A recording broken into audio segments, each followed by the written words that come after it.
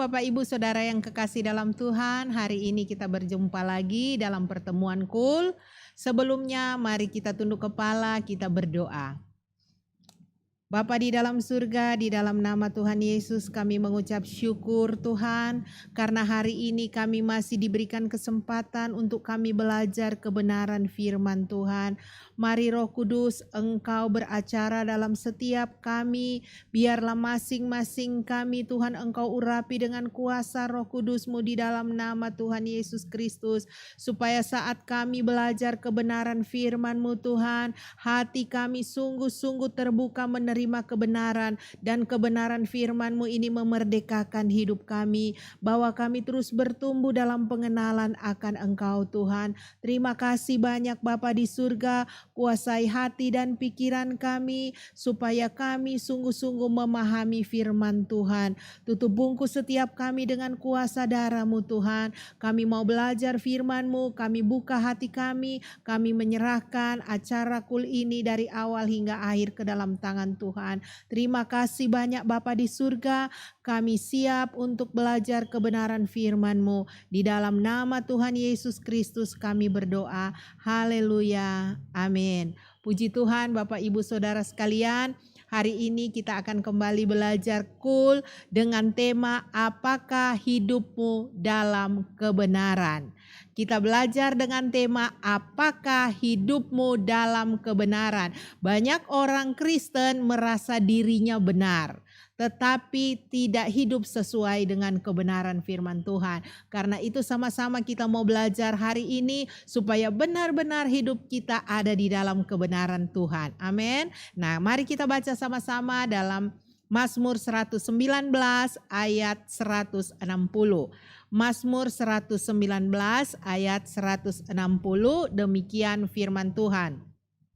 Dasar firman-Mu adalah kebenaran, dan segala hukum-hukum-Mu yang adil adalah untuk selama-lamanya. Saya akan baca sekali lagi.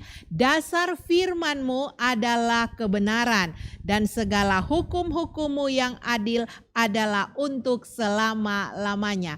Bapak Ibu Saudara yang kekasih, kita sudah membaca Alkitab menuliskan bahwa firman Tuhan adalah kebenaran. Berarti kalau kita hidup di dalam kebenaran, kita hidup sesuai dengan firman Tuhan.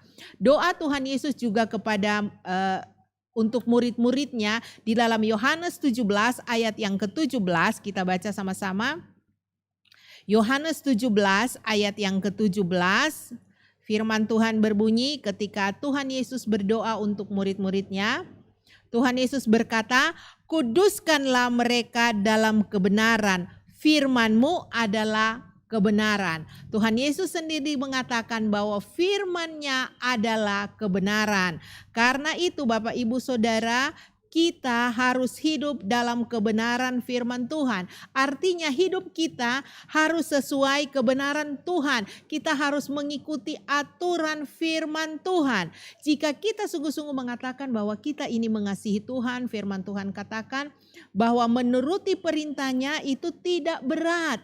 Tapi kenapa banyak orang berat melakukan firman Tuhan? Karena yang diikuti bukan apa yang Tuhan mau, yang diikuti adalah keinginan diri sendiri, sehingga bertentangan dengan firman Tuhan. Makanya banyak orang mengatakan berat untuk melakukan firman Tuhan. Tapi firman Tuhan bilang kalau kita sungguh-sungguh mencintai Tuhan, kita akan melakukan firman-Nya, kita akan hidup melakukan kebenaran itu. Nah, banyak manusia sering mengikuti keinginan dagingnya, itu menyebabkan berat untuk melakukan kebenaran. Dan banyak orang Kristen juga mengatakan hidupnya Kristen, tetapi sebetulnya mereka tidak hidup dalam kebenaran Kristus. Ya, mereka hidup di luar kebenaran Tuhan. Apa yang mereka mau itu yang mereka lakukan, sehingga tidak hidup di dalam kebenaran Tuhan. Dan hari ini Bapak Ibu Saudara yang kekasih dalam Tuhan, kita akan belajar ciri orang yang tidak hidup dalam kebenaran. Sehingga kalau kita mengatakan saya kan hidup benar, saya hidup dalam kebenaran, kita akan lihat, kita akan belajar untuk mengkoreksi diri kita. Apakah kita benar-benar hidup dalam kebenaran?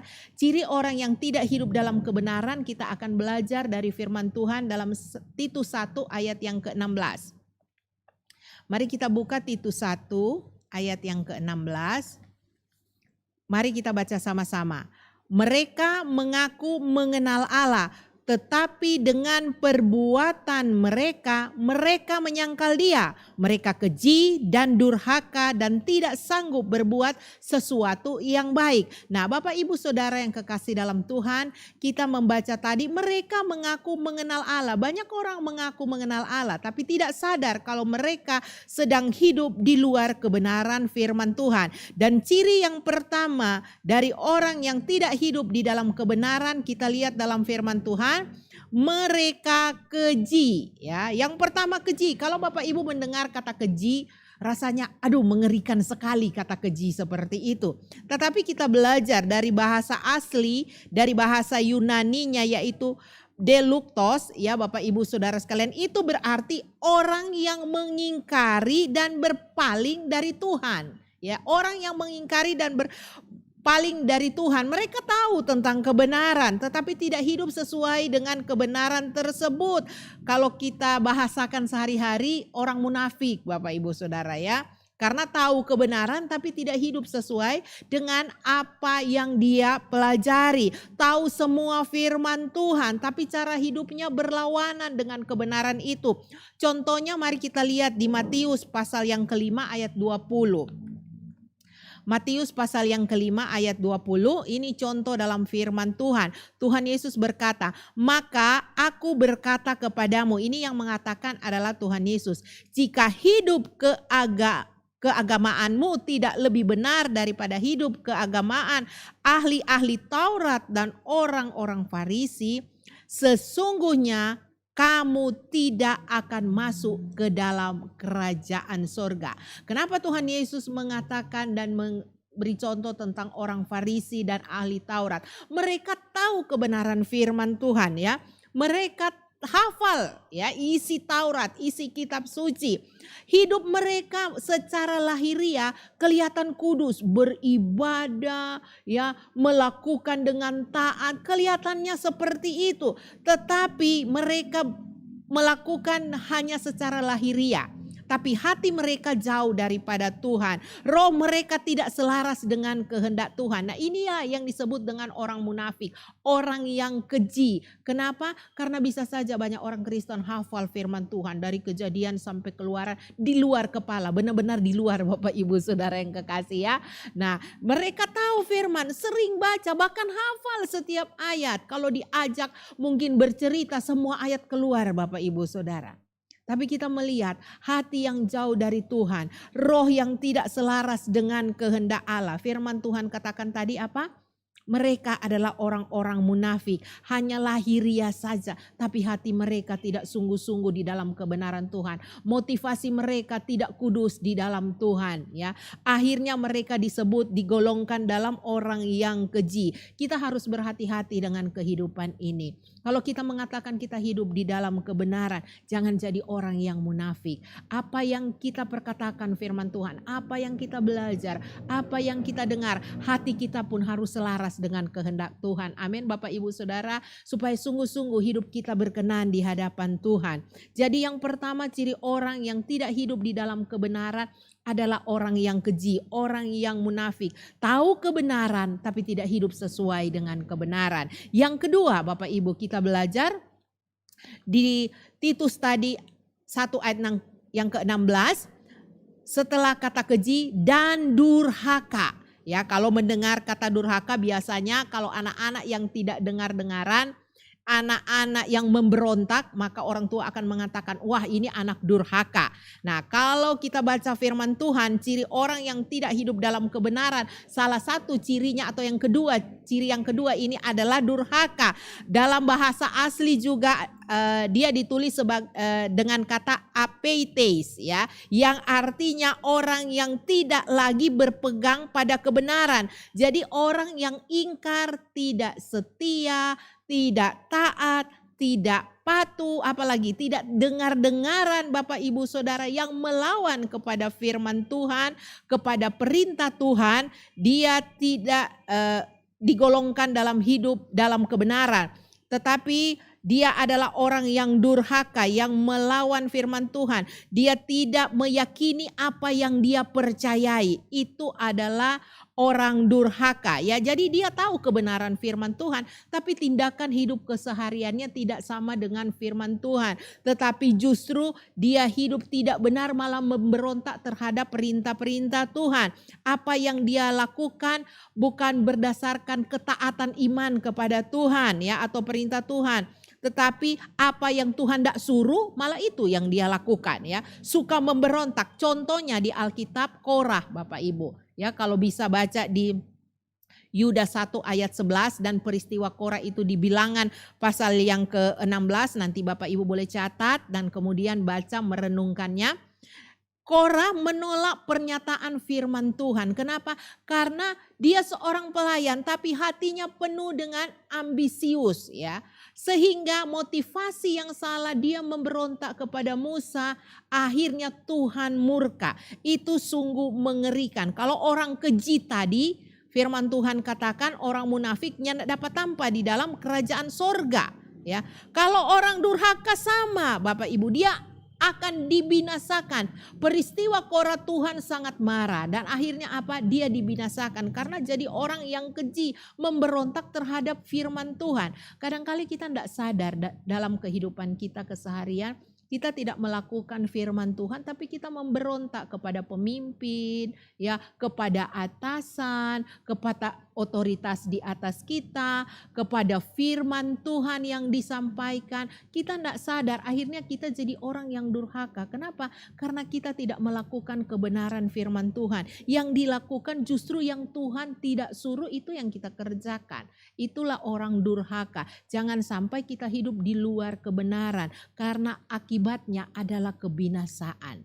Yang ketiga Bapak Ibu Saudara kita belajar. Kalau yang pertama ciri orang hidup dalam kebenaran dia keji. Yang kedua durhaka. Dan yang ketiga kita lihat di kalimat selanjutnya. Di Titus tadi 1 ayat yang ke-16. Dan tidak sanggup berbuat sesuatu yang baik. Artinya orang ini tidak berguna. Kalau di bahasa asli, bahasa Yunani, di dalam kata adokimos ya. Adokimos artinya orang yang sama sekali tidak berguna. Kenapa tidak berguna? Karena dia mengetahui kebenaran tapi menjual kebenaran itu. Ya, akhirnya dia murtad, dia meninggalkan Tuhan. Dan orang yang tidak sanggup melakukan kebenaran firman Tuhan, dia akan tinggalkan dan dia akan tukar dengan hal-hal yang lain. Makanya disebut orang yang murtad. Nah, kalau kita lihat di dalam Alkitab di Matius 13 ayat yang ke-21, ketika Tuhan Yesus memberikan perumpamaan, Matius pasal 13 ayat yang ke-21. Perumpamaan tentang seorang penabur ini yang Tuhan Yesus sampaikan. Ayat yang ke-20 dan 21, Matius 13 ayat 20 dan 21. Benih yang ditaburkan di tanah yang berbatu-batu ialah orang yang mendengar firman itu dan segera menerimanya dengan gembira. Tetapi ia tidak berakar dan tahan sebentar saja. Apabila datang penindasan atau penganiayaan karena firman itu, orang itu pun segera murtad. Nah, hari-hari terakhir ini ada banyak orang menjadi murtad. Kenapa? Karena keadaan yang sulit, keadaan yang sukar, mereka sudah mendengar firman. Tapi firman Tuhan tadi katakan tidak berakar secara dalam. Ya, mereka tidak berakar dengan dalam akan firman Tuhan yang didengar. Sehingga firman Tuhan itu akhirnya tidak bisa terus bertumbuh. Ketika penindasan datang, aniaya, penderitaan datang, orang jadi murtad. Dan hari-hari ini ada banyak orang meninggalkan kebenaran. Tidak hidup dalam kebenaran Tuhan. Mereka murtad dan meninggalkan Tuhan. Kenapa? Hanya karena penderitaan. Ketika kesulitan untuk bekerja, kesulitan dapat penghasilan, kesulitan dapat makan. Ketika ada yang menawarkan, ayo ikut. Kita punya cara ini supaya kau lebih maju. Kamu lebih bisa makan. Kamu lebih bisa hidup enak. Hanya karena penderitaan yang sesaat akhirnya orang meninggalkan Tuhan. Kadang-kali hanya dengan sepiring makanan orang meninggalkan imannya untuk berpaling dari Tuhan. Bapak Ibu Saudara, biar di hari-hari ini kita mau tetap kuat dan hidup dalam kebenaran firman Tuhan. Memang Alkitab mencatat ketika di akhir zaman ya, kedurhakaan akan makin bertambah, akan banyak penderitaan, akan banyak orang yang murtad. Tetapi Bapak Ibu Saudara, firman Tuhan hari ini mengingatkan kepada setiap kita, apakah hidup kita ada tetap di dalam kebenaran Tuhan? Jangan sampai kita tergolong dalam ciri-ciri yang tadi, yang tidak hidup dalam kebenaran. Yang pertama tadi keji, orang yang mengingkari dan berpaling daripada Tuhan, jadi orang munafik di hadapan Tuhan. Yang kedua durhaka, orang yang tidak berpegang kepada firman Tuhan, yang suka memberontak, itu berakibat fatal dalam kehidupannya. Yang ketiga tidak berguna, artinya orang yang murtad, yang meninggalkan Tuhan, meninggalkan kebenaran hanya karena tidak tahan menderita. Bapak Ibu Saudara yang kekasih, kebenaran itu harus nampak dalam kehidupan kita. Amin. Firman Tuhan dalam 1 Petrus 2 ayat yang ke-12. 1 Petrus 2 ayat yang ke-12. Kita baca sama-sama. 1 Petrus 2 ayat yang ke-12. Demikian firman Tuhan, milikilah cara hidup yang baik di tengah-tengah bangsa-bangsa bukan Yahudi, supaya apabila mereka memfitnah kamu sebagai orang durjana, mereka dapat melihat dari perbuatan-perbuatanmu yang baik dan memuliakan Allah pada hari Ia melawat mereka. Firman Tuhan mengingatkan, miliki cara hidup yang baik. Kenapa? Kebenaran itu nampak keluar dari kehidupan kita, maka kita akan menjadi berkat. Kalau kita mengatakan kalau kita hidup di dalam kebenaran, tidak sekedar ngomong Bapak Ibu Saudara. Tapi orang di sekeliling kita akan melihat perbedaan yang luar biasa dari cara hidup kita. Terlebih ketika kita ada di lingkungan tempat bekerja, di lingkungan keluarga, di lingkungan sekolah, di mana Tuhan menempatkan kita. Mungkin sekeliling kita berbeda. Banyak orang yang cara hidupnya cara hidup dunia, cara hidup dalam kegelapan. Tapi kalau kita tidak berbeda sama dengan mereka, kalau mereka bicara kotor, penuh kata makian, kita juga ikut memaki. Kalau mereka korupsi, kita ikut korupsi. Kalau mereka licik, kita ikut licik. Bapak Ibu, itu tidak ada bedanya dengan orang dunia. Tapi firman Tuhan katakan kita harus punya cara hidup berbeda. Kalau orang lain berbicara menghujat, kita yang meneduhkan. Ya, kita berbicara dengan kata yang baik. Orang hidup dengan cara dunia, kita pakai cara firman Tuhan. Maka orang akan melihat perbuatan kita, orang akan tahu kalau kita ini hidup di dalam kebenaran. Tanpa kita bicara, orang akan melihat kebenaran itu muncul dari hidup kita. Ya, Bapak Ibu Saudara, orang benar harus punya komitmen untuk hidup benar, hidup kudus, rendah hati, jadi teladan di dalam lingkungannya, jadi mentor, jadi contoh. Orang lain bisa melihat cara hidup kita. Ini loh cara hidup anak Tuhan yang hidup di dalam kebenaran, sehingga kita benar-benar menjadi berkat. Sekali Yesus tetap Yesus. Amin Bapak Ibu Saudara. Mari kita belajar hari ini, kita koreksi kehidupan kita. Apakah hidup kita benar-benar hidup di dalam kebenaran Tuhan? Kalau masih termasuk hidup kita mungkin ada di antara 3 ciri yang tadi, masih ada kesempatan hari ini untuk kita bertobat. Amin. Merubah sikap kehidupan kita supaya kita berkenan di hadapan Tuhan. Karena hari-hari terakhir ini adalah masa tampian bagi setiap umat Tuhan. Hidup tetap berpegang di dalam kebenaran. Walaupun dalam keadaan penderitaan, keadaan yang sukar hari-hari ini, pertahankan kebenaran firman Tuhan. Ketika kita tahu kebenaran Tuhan, lakukan itu dalam hidup kita. Saya percaya Tuhan tidak akan meninggalkan kita. Amin. Roh Kudus selalu akan menolong kehidupan kita. Bapak Ibu Saudara, kita sudah belajar hari ini tentang apakah hidupmu dalam kebenaran. Kita tahu tadi kita belajar ciri-ciri orang yang tidak hidup dalam kebenaran. Kita boleh share bersama keluarga kita atau teman kita, Bapak Ibu Saudara sekalian, saling menguatkan, saling mengkoreksi apakah saya masih hidup dalam kebenaran atau sudah di luar kebenaran. Kalau kita di luar, mari kita bertobat, kita berubah cara hidup kita supaya benar-benar cara hidup kita akan menjadi berkat bagi banyak orang. Puji Tuhan Bapak Ibu Saudara, kita akan tutup pelajaran kita hari ini dan bisa kita renungkan dalam hidup kita dan menerapkannya dalam hidup kita. Mari kita berdoa. Bapa di dalam surga, di dalam nama Tuhan Yesus Kristus, kami bersyukur Tuhan karena hari ini kami belajar firman Tuhan. Engkau mengingatkan kami, Engkau menegur kami supaya kami Tuhan ingat bahwa hidup kami sebagai anak-anak Tuhan, hidup di dalam Kristus, sungguh-sungguh memancarkan Kristus dalam kehidupan kami. Roh Kudus, Engkau tolong setiap kami, setiap yang belajar firman Tuhan, yang mendengarkan secara online Tuhan. Tolong masing-masing kami Roh Kudus, supaya di tengah-tengah dunia yang sukar ini, kami sebagai anak-anak Tuhan tetap hidup di dalam kebenaran-Mu Tuhan. Supaya kami boleh beroleh kehidupan yang kekal bersama dengan Tuhan. Terima kasih Bapa, berkati firman-Mu Tuhan. Biar firman ini tertanam dalam hidup kami dan kami jadi pelaku kebenaran-Mu Tuhan. Sehingga Engkau sungguh-sungguh dipermuliakan lewat kehidupan kami. Terima kasih banyak Bapa, berkati semua jemaat Tuhan yang sudah mendengarkan firman-Mu. Terpujilah nama-Mu Tuhan, kami berdoa dan mengucap syukur di dalam nama Tuhan Yesus Kristus. Mari sama-sama yang diberkati Tuhan katakan amin. Puji Tuhan Bapak Ibu Saudara sekalian. Biarlah firman yang kita belajar hari ini sungguh-sungguh membawa kita hidup di dalam kebenaran.